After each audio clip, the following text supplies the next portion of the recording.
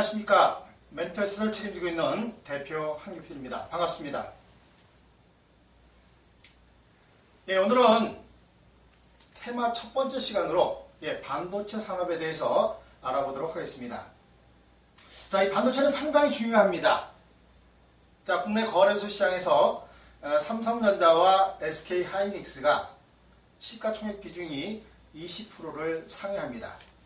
그리고 코스닥에서 반도체와 연관된 기업들이 100여 개가 넘습니다.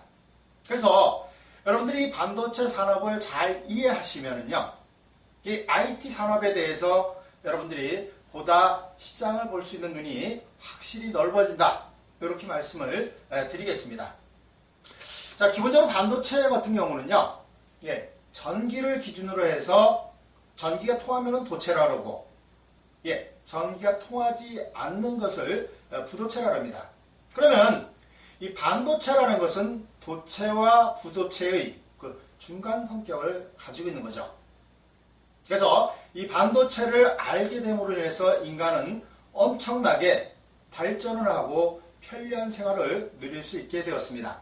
그래서 실질적으로 이 반도체를 마법의 돌이다 이렇게 얘기를 합니다.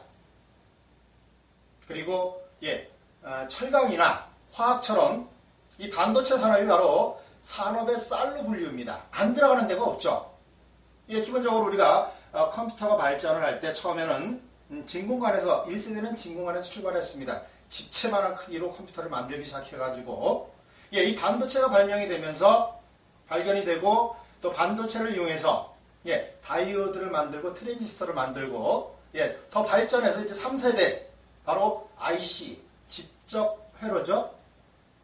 이렇게 발전함으로 해서 크기가 점점 작아지고 성능은 점점 커지는, 그래서 인간의 생활을 엄청 편리하게 만들어 주었습니다. 그래서 오늘 첫 번째 시간에서는요, 여러분들께 반도체란 무엇인가에 대해서 말씀을 드릴 것이고요. 그리고 앞으로 강의할 내용, 이 반도체 산업의 특성, 그리고 이 반도체를 이용한 기업 방식에 따라서 메모리와 비메모리 반도체, 또 메모리 쪽에서도 뭐 D램과 S램, 낸드 플래시, 그리고 비메모리, 바로 주문형 반도체죠. 이쪽이 지금 시대가 발전할수록 점점 중시되고 있습니다. 이미 삼성전자는 메모리 쪽보다 비메모리 쪽 매출이 늘어나는 구조로 전환을 했고요. 이 SK하이닉스도 앞으로 이 비메모리 쪽을 계속 키울 겁니다. 그래서 이 비메모리와 관련된 모바일 AP라든지 T콘, 그리고 DDI, CIS, 그리고 PSMC, PMIC 이런 내용들 여러분들께 다 말씀을 드릴 것이고요. 그리고 대표적으로 한국을 대표하는 기업 삼성전자죠. 삼성전자에 대해서도 말씀을 드릴 겁니다. 그리고 여러분들이 이제 반도체 같은 경우 용어들이 좀 어렵습니다. 모든 산업이 다 그렇죠. 그러나 이러한 용어들을 여러분들이 처음에 정확하게 배워두시면은 앞으로 반도체 산업을 이해하는 데 상당히 도움이 될 겁니다. 그래서 마지막에는 용어 부분도 뭐 미세 공정이 무엇인지, 치킨 게임이 무엇인지, 골든 프라이스 전략이 무엇인지 이런 부분까지 말씀을 드리겠습니다. 자, 오늘은 첫 번째 시간으로 반도체란 무엇인가, 이 개념부터 바로 정립을 하는 시간을 갖도록 하겠습니다.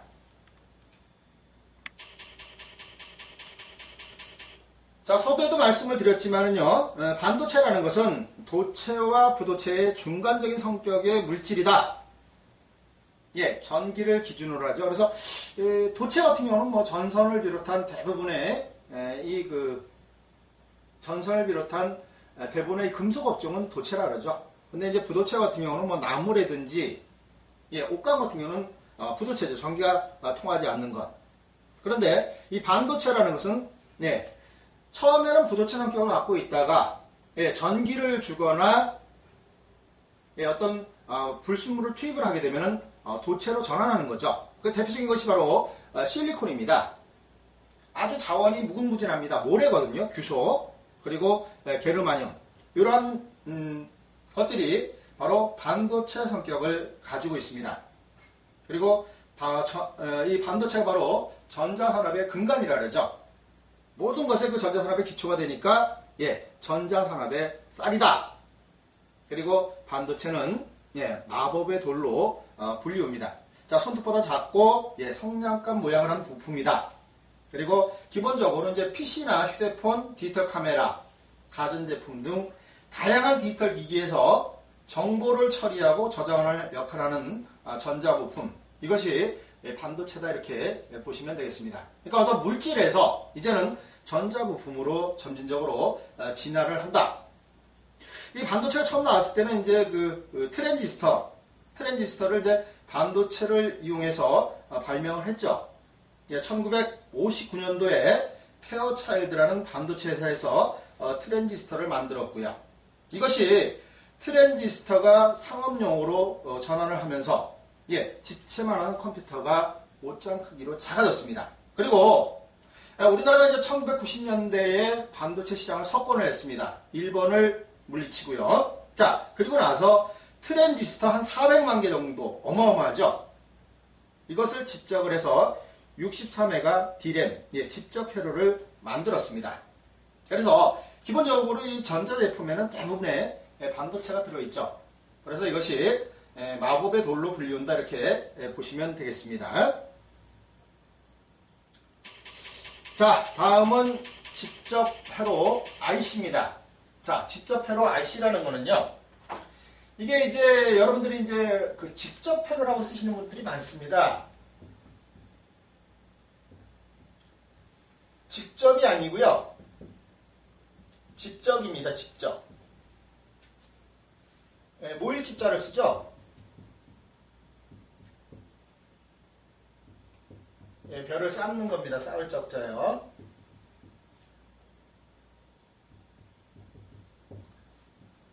그래서 이거를 영어로 IC라고 합니다. Integrated Circuit이라고 그러죠. 그래서 직접을 해서 쌓은 회로다 이렇게 얘기를 합니다. 근데 이거 직접으로 잘 혼동하시는 분들이 있는데요. 반드시 직접이다. 그래서 제가 한자를 이렇게 말씀을 드렸습니다. 바로 특정 기능을 수행하는 전기회로다 이렇게 보시면 되겠습니다. 자, 반도체의 트랜지스터나 다이오드 이러한 것을 하나의 칩으로 모아서 구현을 했다 이렇게 얘기를 합니다. 그래서 지금 전자제품 기능을 조절하는 역할을 하고요. 원래는 이 단일 소자인 트랜지스터를 의미를 했습니다. IC라는 것이요. 자, 그런데 요즘은 여러 개의 단일 소자를 묶은 집적 회로로 그 의미가 확대가 됐다 이렇게 보시면 되겠습니다. 그래서 이 집적 회로가 그 반도체 시장의 대부분을 차지를 하는데요. 일반적으로 여러분들이 보시는 메모리나 CPU 이런 것이 집적 회로다 이렇게 보시면 되겠습니다. 그리고 이제 여러분들이 또 이해해야 될 부분이 그 트랜지스터죠. 트랜지스터. 이 집적 회로라는 것은 전기 회로를 구성하는 트랜지스터 그리고 다이오드, 저항, 콘덴서, 코일 이런 거를 하나의 반도체 기판 위에 분리될 수 없는 상태로 부착한 전자 소재 시스템이다 이렇게 보시면 되겠습니다. 이것이 바로 IC죠. 바로 작은 칩 속에 서로 연결시켜서 작동하도록 회로를 만들어 놓은 것입니다. 그래서 이 그 집적 회로는 그 실리콘이죠. 실리콘이 이 소자들을 연결하는 전선을 대신을 합니다. 전선을 없앤 거죠.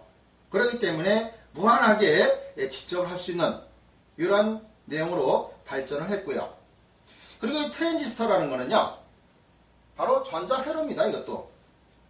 반도체를 세 겹으로 겹쳐가지고 접합한 전자회로다. 이렇게 보시면 되겠습니다. 그 내용은 전류나 전압 흐름을 조절하여 증폭, 스위치 역할을 하고요. 또 가볍고 소비 전력이 적었습니다. 그렇게 적게 들어가기 때문에 바로 트랜지스터가 2세대 컴퓨터의 2세대, 1세대는 진공관으로 했죠.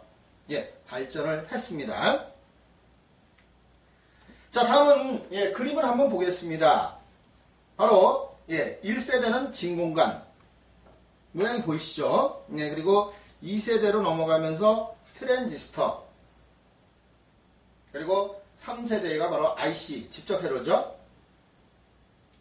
자, 그리고 지금 이제 점점 그 집적도가 높아지면서 지금 ULSI라고 예, 트랜지스터 100만 개 이상을 집적한 칩이다 이렇게 얘기를 합니다. 여러분들이 이제 뭐 삼성전자에서 그 시스템 LSI 부분이 예, 지금 아주 무척 발전하고 있다는 얘기를 많이 듭니다. 또 성장성이 있다라고요. 근데 LSI라는 것은 라지 스케일 IC죠. 예, 대규모 집적 회로라는 뜻입니다. 근데 앞에 그 U자라는 것은요, 예, 울트라입니다, 울트라. 예, 엄청나게 많이 집적을 한다. 이제는 3D, 예, 3차원까지 반도체가 발전을 하고 있습니다.